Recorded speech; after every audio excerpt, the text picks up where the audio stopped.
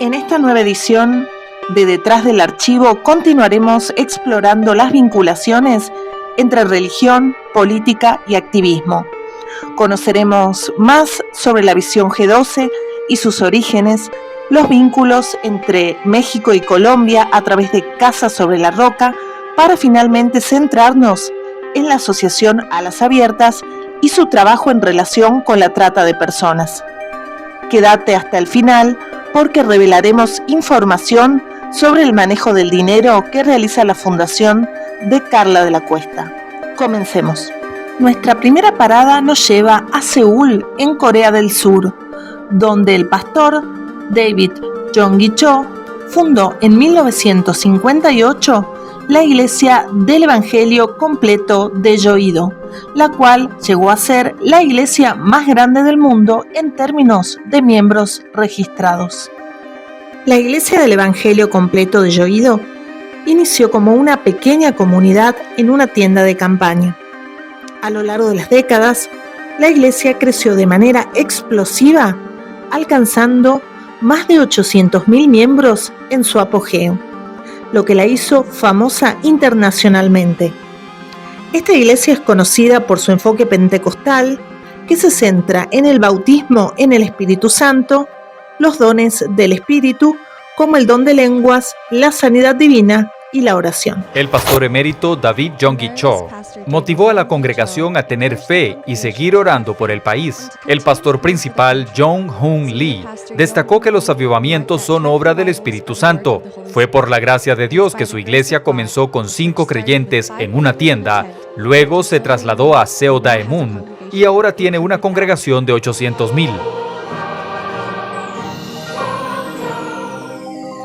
Una de las claves del éxito de la iglesia fue su sistema de grupos celulares, un modelo organizacional que dividía a la iglesia en pequeñas células o grupos de oración en casas, lo que permitía que la congregación creciera rápidamente mientras mantenía la cercanía y el apoyo espiritual.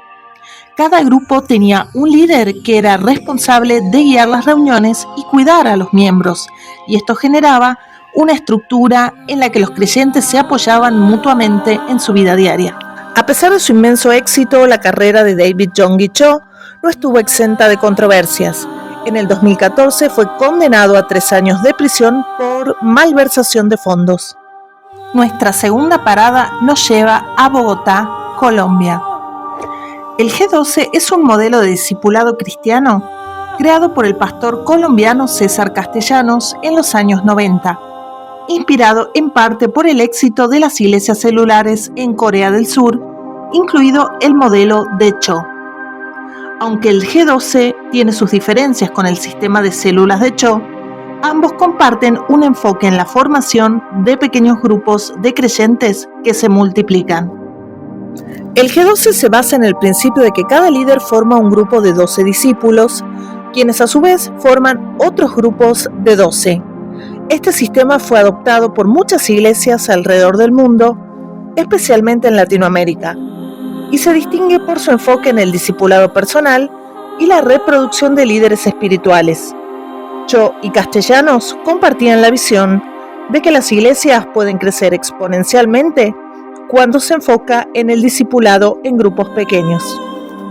César Castellanos fundó la Misión Carismática Internacional, la cual se define como una iglesia carismática, lo que significa que enfatiza los dones del Espíritu Santo, como la sanación, el hablar lenguas y las profecías. La iglesia también ha estado vinculada a causas políticas y sociales, principalmente a través de la participación de su esposa Claudia, quien ha sido senadora en varias ocasiones. La expansión de la Misión Carismática Internacional incluye inversiones millonarias, como la adquisición de propiedades en Bogotá, lo que ha generado sospechas de que la Iglesia funciona más como un negocio que como una organización espiritual. Algunas de las acusaciones incluyen manipulación psicológica y abuso financiero, donde se solicita a los feligreses donaciones y diezmos bajo la promesa de bendiciones económicas y espirituales. En varios casos, personas han denunciado haber sido presionadas para contribuir económicamente con sumas significativas, muchas veces bajo el argumento de recibir prosperidad divina a cambio. Los castellanos llevaron este sistema a niveles de influencia política, estableciendo vínculos cercanos con el expresidente Álvaro Uribe. Durante este tiempo, la Iglesia no solo creció en número de fieles, sino también en poder económico y político. Nuestra tercera y última parada nos lleva a la Ciudad de México. El modelo G12 no tardó en llegar a México, donde fue adoptado y replicado por Alejandro y Rocío Orozco, fundadores de Casa sobre la Roca. Los Orozco, inspirados por la estructura G12, no solo expandieron su influencia religiosa, sino también su control político y económico. No es nuestra intención repetir información que ya fue presentada en el video anterior, sino más bien profundizar en las denuncias que pesan alrededor de Casa sobre la Roca, sus fundadores y las asociaciones civiles que se vinculan a ella. Como ya se mencionó en el video anterior, investigaciones realizadas por periodistas como Olga Warnat y la revista Contralínea revelaron cómo las asociaciones vinculadas a los Orozco recibieron millones de pesos en donaciones de particulares, pero también accedieron a dinero a través del Estado mexicano. Medios como Proceso y Sin Embargo demostraron cómo estos grupos religiosos no solo se infiltraron en el gobierno, sino que han utilizado políticas públicas para su propio beneficio. Pero también desde el mundo de la política se han realizado denuncias. Una de las figuras clave que ha expuesto a estas prácticas es la diputada Adriana Dávila Fernández, quien ha denunciado que Rocío Orozco utilizó a las víctimas de trata para obtener beneficios económicos y políticos. Según la diputada, Orozco incluso solicitó dinero del Senado. Una muestra del daño que puede causar la corrupción la he conocido en virtud del encargo que tengo como presidenta de la Comisión contra la Trata de Personas y que tuve la oportunidad de enfrentar, pero también de padecer. Quiero decirle que en el informe que le entregué, la Comisión Intersecretarial entrega 4 datos cotejados con algunas auditorías. 2.013 víctimas, 6.655 víctimas, 439, 2.115 y 460 víctimas de trata de personas aparentemente rescatadas. ¿Sabe cuántas fueron atendidas? 0, señor secretario. Ninguna. Ni reparación de daño, ni atención de primera instancia. Alejandro Orozco Rubio, Emilio Orozco de la Garza, Pablo Orozco de la Garza, Germán Villar Barajas, por cierto, que ya murió y que sigue apareciendo como representante legal de algunas asociaciones y empresas. Teresa Edith Chamosa, que tiene, por cierto, un proceso de coyotaje en la delegación Cuauhtémoc. Mariana Ruénes y Madaí Morales Albino. Todos ellos, dueños, representantes de empresas, fundaciones, marcas registradas e instituciones educativas. Los giros que tienen estas familias, tan solo de estas empresas, que le entregaré copia y que entrego también copia de los contratos que aquí están y que son de carácter público, tan solo de estas empresas se le dio a la familia Orozco de la Garza algo así como 13.930.333 pesos de contratos de adjudicación directa, que por cierto debo decir rebasan la adjudicación directa, es decir, los montos de la adjudicación directa. ¿Cómo se le llama esto? Se le llama corrupción, señor secretario.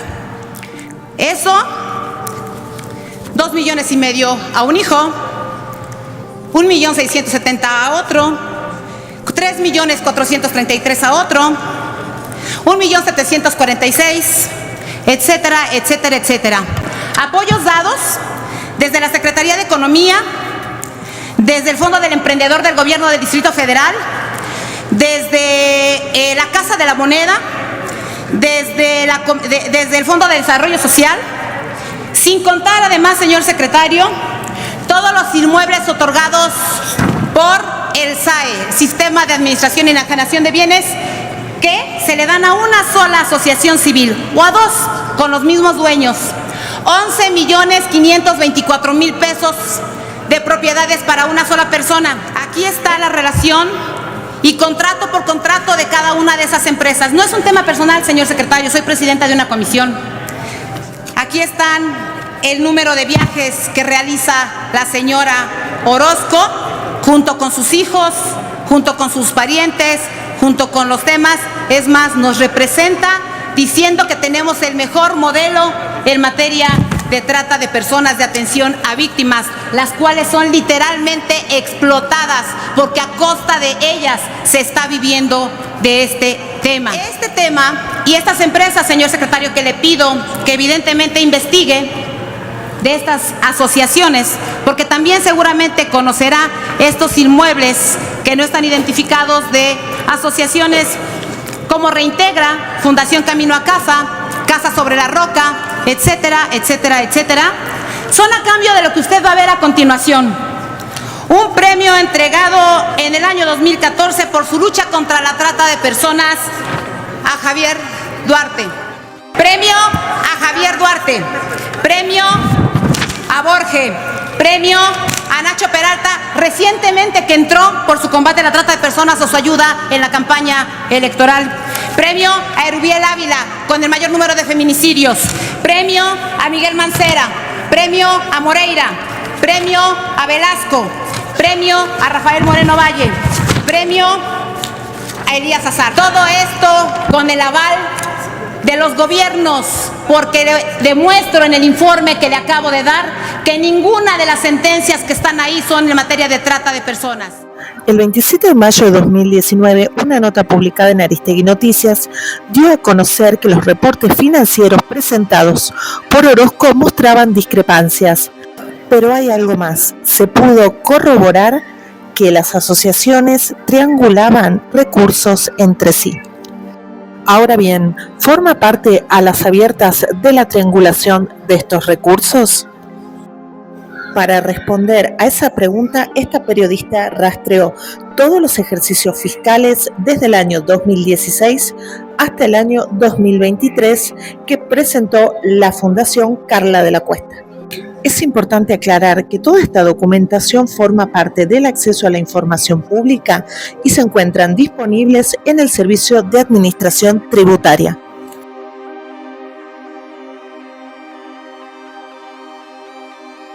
En la página oficial de Alas Abiertas se enuncia que la señora Carla de la Cuesta comienza su activismo en el año 2012. Sin embargo, el periodista Esli Fombona dio cuenta que el documento oficial se firma recién en el año 2015 y la firma de ese documento fue realizada por la periodista de TV Azteca, Laura Suárez. Ustedes en ese documento van a ver la descripción que se le da a la organización Alas Abiertas y ustedes pueden ver el año en la parte baja, 2015, empiecen a sacar sus cuentas. Oficialmente se registra en el 2015. Y aunque si bien es cierto que la señora Carla de la Cuesta siempre se ha presentado como la presidenta o fundadora de esta organización, yo les voy a compartir aquí enseguida esa información. Ustedes pueden ver en ese documento en la parte alta izquierda que dice registro de marca.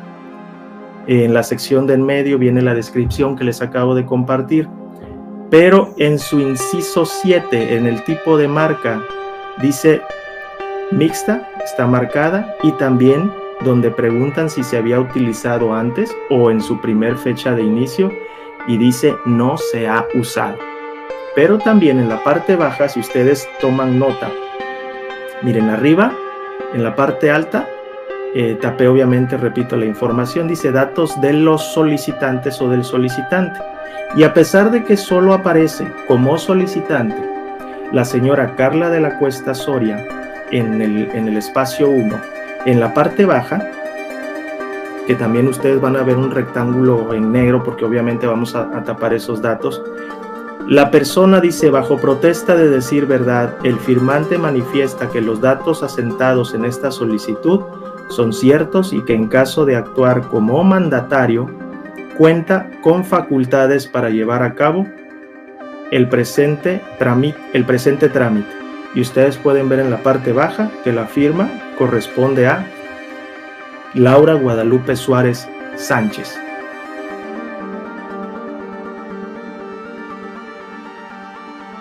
La organización de los ejercicios fiscales varían año tras año. No obstante, podemos decir que de manera general se estructuran de la siguiente manera: una carátula, cuestiones generales, ingresos por donativos, órgano de gobierno, nómina, destino de los donativos y gastos. En lo que tiene que ver con la carátula, se detalla información sobre la razón social, la situación fiscal, el rubro al que pertenece la asociación y el estatus. En el apartado de cuestiones generales se detalla la misión, los valores que promueve la fundación, la página web y los tipos de actividades que se realizan. En lo que tiene que ver con el dinero, allí también en ese mismo apartado figura el activo circulante, el total de ingresos y el patrimonio. En el apartado ingreso por donativos se detallan los donantes. A su vez, distinguen entre donativo de persona física nacional y donativo de persona moral extranjera. En cuanto a lo que tiene que ver con el órgano de gobierno, se detallan en ese apartado los integrantes de la fundación, que en este caso serían presidente y tesorero. En el apartado nómina se detalla información sobre la planta funcional de la fundación y allí se distinguen entre lo que es la planta laboral y la de los voluntarios. Asimismo, se pueden observar los montos destinados a los salarios de los empleados. Y en el apartado gastos, finalmente se detallan lo que tiene que ver con gastos operativos, servicios de comunicación, honorarios asimilados y gastos generales. A pesar de haberse constituido en el año 2015, es recién en el año 2016 cuando se dan de alta en el Servicio de Administración Tributaria. Una de las cosas que llama la atención es el cambio en la misión que guía la Fundación. Hasta el año 2021, la misión era proveer de herramientas a grupos vulnerables que reduzcan los riesgos de ser violentados en cualquiera de sus derechos humanos. A partir del año 2022, esto se modifica y comienza a ser proveer a través de conferencias, foros, talleres, campañas, expresiones artísticas y medios de comunicación que cada persona alcanzada que sea o haya sido violentada o abusada en cualquier forma, principalmente la trata de personas, levante la voz a la denuncia, siendo esta la única vía hacia lograr el cumplimiento de derechos vitales de las víctimas, verdad y justicia. Trabajamos arduamente en la sensibilización para la debida persecución del delito y sobre todo para la protección y asistencia a las víctimas. Además, buscamos apoyo a familias que buscan a sus hijos e hijas desaparecidas. Vemos así cómo se da un cambio radical en la misión que guía la Fundación. Durante muchos años se trabajó sobre la idea general de evitar la violación a los derechos humanos, mientras que en el 2022 se da un vuelco que modifica el sentido hacia un montón de actividades vinculadas sobre todo al dictado de charlas, conferencias y expresiones artísticas en relación con la trata de personas. Habla también sobre la sensibilización para la persecución del delito. Algunas preguntas se desprenden de este cambio. En primera instancia, ¿a qué se debe? Luego, ¿qué entiende la Fundación como expresiones artísticas? Y luego, ¿cómo esta sensibilización impacta en la persecución eficaz del delito? ¿Una conferencia o una charla tiene ese poder de alcance?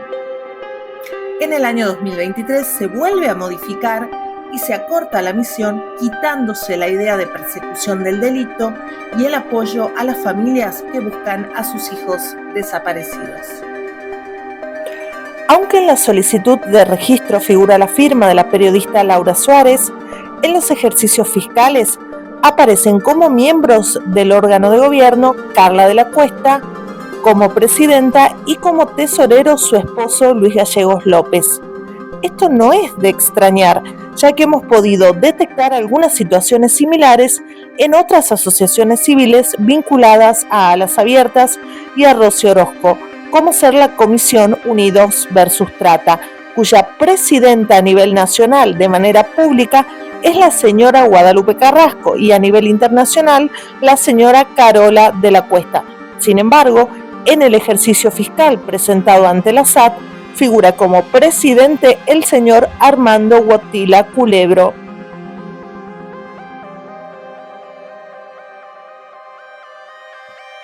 Según los ejercicios fiscales presentados, la Fundación Carla de la Cuesta experimentó un crecimiento desigual en ingresos por donativos desde su inicio en 2016, pero fue 2021 el año que marcó un punto de inflexión significativo. En 2016, aunque no se registraron ingresos en efectivo, la Fundación recibió 2 vehículos como donación, que, según señalan, serían utilizados para ayuda de trata. Después de este inicio modesto, hubo aumentos graduales, 1.500 pesos en 2017 y 44.500 en 2018. Posteriormente, hubo una caída de 17.941 pesos en 2019 y una recuperación parcial en 2020 con 24.931 pesos. Pero la Fundación alcanzó un récord histórico en 2021 con ingresos por donativos de 477.902 pesos, representando un increíble crecimiento del 1.816,9% respecto al año anterior. Este logro excepcional fue seguido por una estabilización en 2022 con 326.426 pesos y una disminución en 2023 a 270.142 pesos. En total, desde el inicio de los ejercicios fiscales, la Fundación Carla de la Cuesta aumentó 21.661,73% sus ingresos por donativos.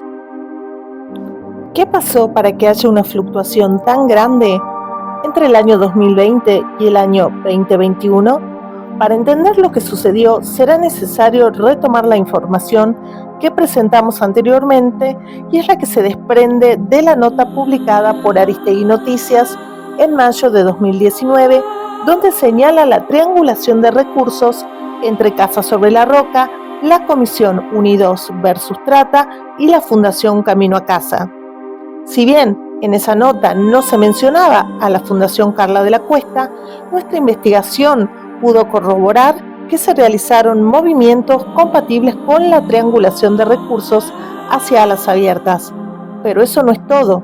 Durante este trabajo de archivo, esta periodista descubrió que hubo transferencias de recursos desde la Fundación Comisión Unidos versus Trata hacia la Fundación Carla de la Cuesta en el año 2015, año en que aún no se había dado de alta en el SAT. Por lo tanto, es un dinero que no se rindió en ningún lado. El monto recibido fue de 10.000 pesos. ¿Qué pasó con ese dinero? El extraordinario incremento del ingreso por donativos del año 2021 se explicaría también por esta triangulación, ya que pudimos corroborar que ese año la Fundación Carla de la Cuesta recibió por parte de la Comisión Unidos versus Trata 350.000 pesos, es decir, de los casi 500.000 pesos recibidos por donativos, 350.000 corresponden a este movimiento entre asociaciones civiles. Algo similar ocurrió en el año 2022, donde la Fundación recibió 50.000 pesos también de la Comisión Unidos versus Trata. Pero no solo fue receptora de donativos, sino que también envió dinero a otras asociaciones civiles. En el año 2019 le envió a Comisión Unidos versus Trata 60.648 pesos y en el año 2020 hizo lo mismo con 5.000 pesos en efectivo y 45.569 pesos en especie, dando un total de 50.569 pesos en transferencia de recursos.